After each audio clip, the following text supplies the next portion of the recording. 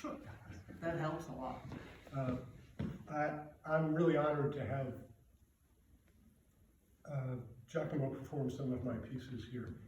When I first came to Santa Cruz, I was here for a year as a guest composer, not an official member of the music department. And the first thing that happened to me when I got here, and a lot of this is thanks to Amy, was that Amy was Giacomo's thesis advisor, PhD thesis advisor, and Giacomo was writing his PhD dissertation on my music in just intonation for guitar, Lou Harrison's music in just intonation for guitar, and James Tenney's music, just intonation music for guitar. And I couldn't believe that there was somebody in the world who cared that much about these three bodies of music, which are pretty complicated and thorny. But Giacomo did a fantastic job, and it's a brilliant thesis, and has resulted in some wonderful articles and essays about these ideas. In fact, I've been reading your the heterophonic tuning article. I'm learning a lot, by the way, about my own music.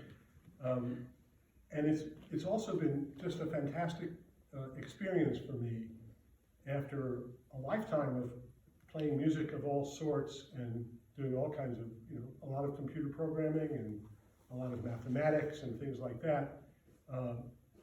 It was really interesting for me to have someone that I could talk to at a deep level about this. And also, we played together all the time. I had my office, which I think is the best office in the building, not anymore. But Giacomo would come in and we'd play all the time. I used to keep an amp in there and a couple of guitars, and any guitar that I ever had, you could bet that Giacomo would find another one like that. So we were able to play Tenney's Harmonium 2, which is a very difficult piece, but it sounded like one guitar, and that was a kind of a nice experience for me. And quite simply, Giacomo has been my main connection here musically, because we play together all the time, we do concerts, we make up interesting ideas for a concert, and we rehearse that, and it's been a great experience for me. He's a kind of a brother to me. I'm not the brother I would necessarily want to have, but brother nonetheless. He's really, I'm saying this not to be kind of snide, but it's been a great experience to have him as a colleague and a partner. And in addition to, I'm looking at the room now, and there are a number of people here who've come to the concert and who also came to visit, who have been lifelong collaborators of mine. Nick Dudkovsky is the first one. He's sitting right in front of me, so I have to name him. But Nick and I were very close friends all through the Mills years when I was at the Mills Contemporary Music Center. And also we've played a lot together in New York and done lots of live computer music together. And I've learned a tremendous amount from Nick. And I tend to think that if Giacomo makes a recommendation about something, I'll follow that. If Nick tells me something, I'll generally follow that. For example, when Nick called me once in New York and said, Larry, there's this guy who's building these wonderful neck-through guitars. I think we should go talk to him, see what they're like. And it turned out to be Steve Marchioni, a great guitar builder.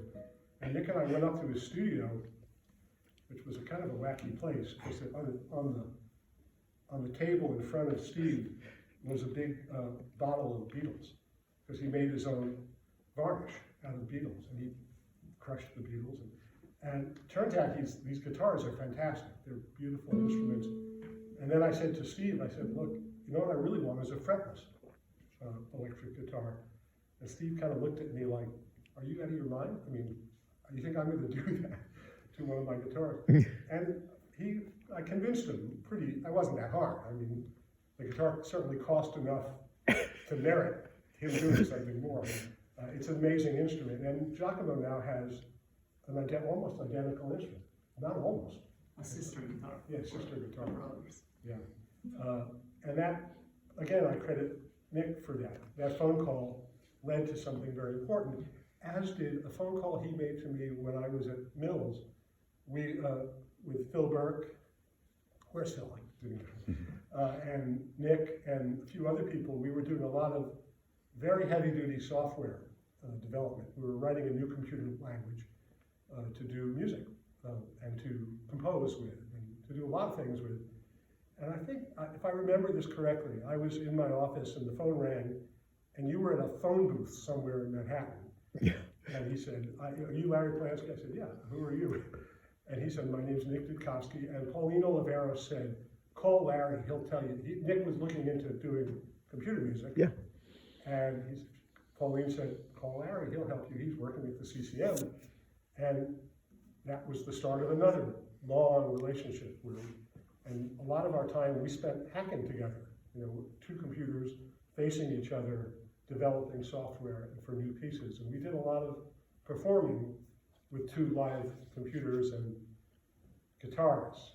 One of my biggest and by far most difficult pieces is a piece called 51 Melodies for two electric guitars.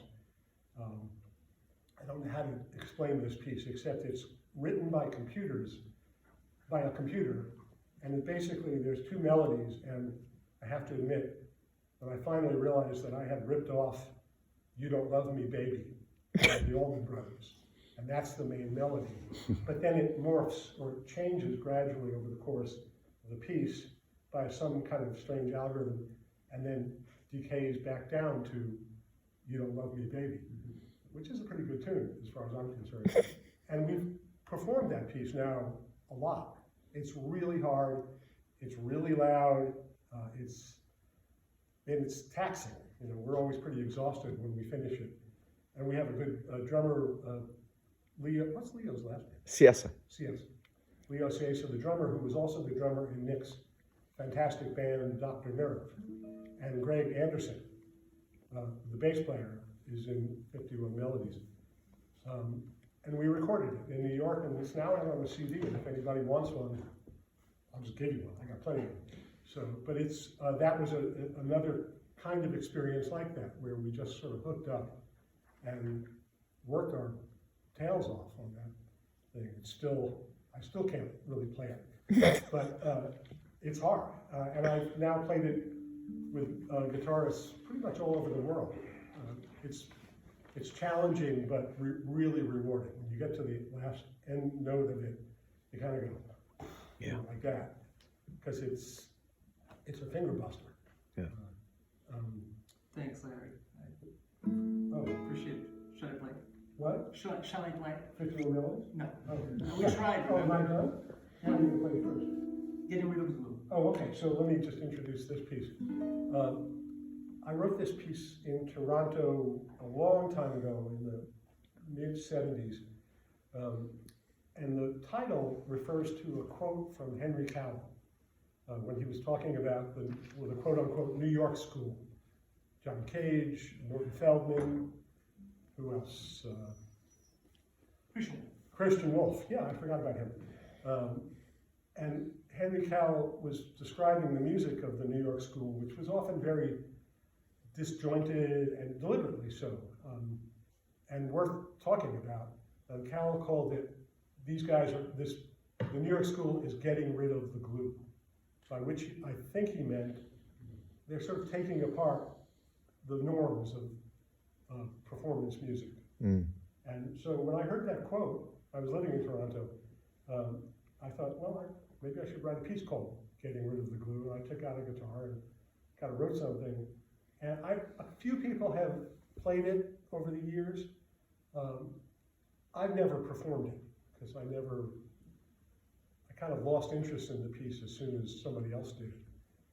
But I think it's a nice piece, and I'm sure Giacomo is going to nail it. So, Thank you.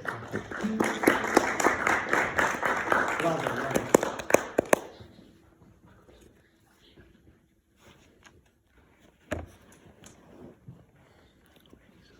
Mm.